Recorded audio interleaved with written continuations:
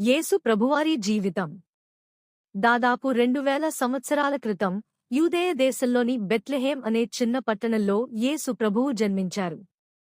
ఆయన తల్లి మరియకు దేవదూత గబ్రియేలు ప్రత్యక్షమై, పరలోకపు కుమారుడు నీ గర్భంలో పుడతాడు అని ప్రకటించాడు. ఆ విధంగానే యేసు జన్మించాడు.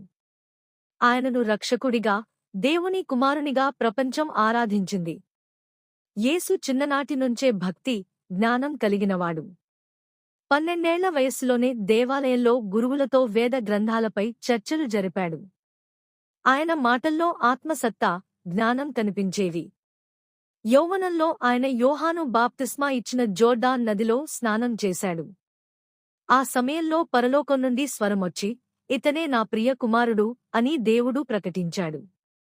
ఆ తరువాత యేసు తండ్రి చిత్తప్రకారం తన సేవా జీవితాన్ని ప్రారంభించాడు. యేసు బోధనలు ప్రేమ, క్షమ, దయ, వినయం మీద ఆధారపడి ఉండేవి. ఆయన దేవుని రాజ్యం మన హృదయంలో ఉంది అని చెప్పారు. ఆయన అనేక అద్భుతాలు చేశారు. కాళ్లు నడవలేని వారికి నడవగల శక్తి ఇచ్చారు. అంధులకు చూపు ఇచ్చారు. మరణించిన వారిని కూడా పునర్జీవింపజేశారు. యేసు ప్రతి ఒక్కరినీ సమానంగా ప్రేమించాడు. పాపులను, దరిద్రులను, రోగులను కూడా తాను దూరం చేయలేదు. ఆయన చెప్పిన ఒక ప్రధాన సందేశం, నీ శత్రువును కూడా ప్రేమించు. కాని ఆయన బోధనలు కొందరికి అసహ్యంగా అనిపించాయి. యూదా అనే శిష్యుడు 30 వెండి నాణేలకే ఆయనను ద్రోహం చేశాడు. యేసును రోమా సైనికులు పట్టుకుని సిలువ వేయించారు. సిలువపై కూడా ఆయన తమకు తెలియక పాపం చేస్తున్నారు, ప్రభూ వారిని క్షమించు అని ప్రార్థించాడు. 3వ రోజు ఆయన మృతులలో నుండి పునరుత్థానమయ్యాడు.